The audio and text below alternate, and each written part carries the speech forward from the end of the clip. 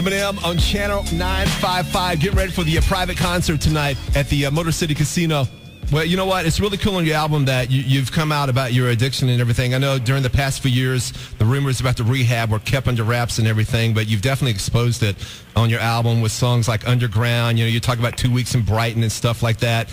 You know, and we're all endeared to you here. Just how bad was it at that time? Well, it was pretty bad. You know, going into rehab in 2005, I said this in I kind of explained a lot in Vibe magazine, but right. It was pretty bad at that point. But it was one of them things where I wasn't really ready myself to go into rehab. I know everybody was ready for me to go into rehab, but I kind of went in with the attitude of, you know, I'm gonna just kind of wing this and see where it takes me. I'll appease everybody, you know, all my friends and everything, and just, you know what I mean, like people who care about me. Let me just kind of go through this and show them that I'm at least trying. And then when I got out, I kind of started taking Vicodin again, and you know, Valium, and kind of, you know, just went right back to basically to what I was doing. I saw the Vibe interview, by the way, and you said actually you hadn't recorded a song sober for 7 years. Yeah, it was probably about that. I mean, give or take, you know, it was probably about that. What kind of adjustment was it for you to record again sober? It was weird. I had to I mean, a lot of the things that I'm doing right now are strange to me because I got to kind of relearn to do them again. You know what I mean? Because when you start, when you use for a certain amount of time, you start relying on, you know, those drugs that, you know, either alcohol or pills or whatever it may be. I kind of started relying on that as a crutch. And, you know, now I don't have that as a crutch anymore, and it's kind of like you know, it's like, oh, this is what it used to be like. Right. You know what I mean? Like, I kind of tricked myself, I think, into believing that I couldn't do it unless I was high, or maybe I felt like, well, when I'm better when I'm high. You know what I mean? Like, I'm better when I drink before a show. I'm better when, you know, I take pills before a show. You know, I just kind of got into that mind frame, and I just got lost. Eminem here on Channel 955. What actually helped you admit the fact that you were an addict? Well, I overdosed last Christmas or whatever, and I ended up, I got a hold of some methadone pills, and I didn't know they were methadone pills. Wow. And, you know, somebody said, take these are easier on your liver, you know, and they give you the same feel as Vicodin. So I'm like, all right, cool. So I go home, I take a few, or however many I got, I can't remember at the time. Right.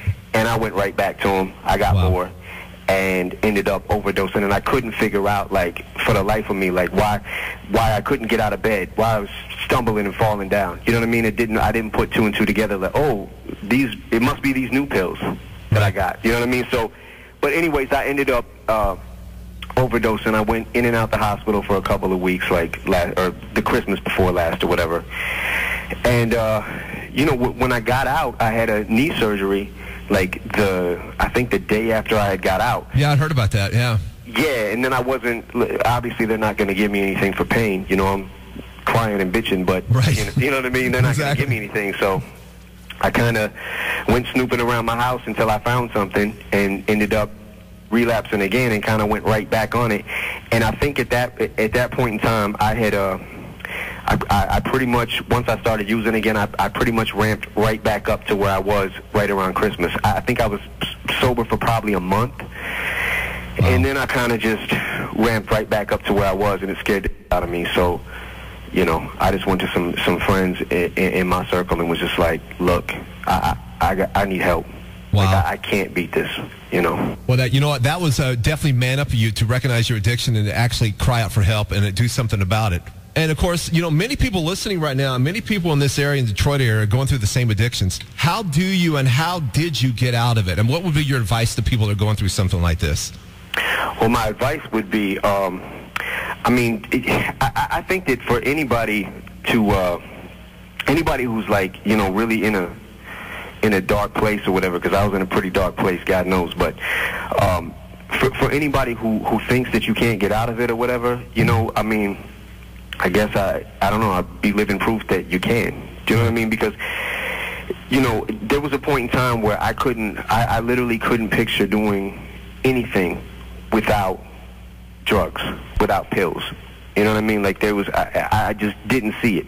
And I know, especially when I went to rehab, it was like, nah, I can't picture being back out there and get, you know what I mean, without having that as a crutch. Like, you know, because that's what it becomes. But, you know, I mean, you can get out of that place. You know, it does get better. I got to tell you, it's very admirable of you to admit this and to come out on the radio about it and actually write about it in your music. I tell you what, let's go ahead and hit Crack a Bottle right now and do more of Eminem here on Channel 955. Hang on.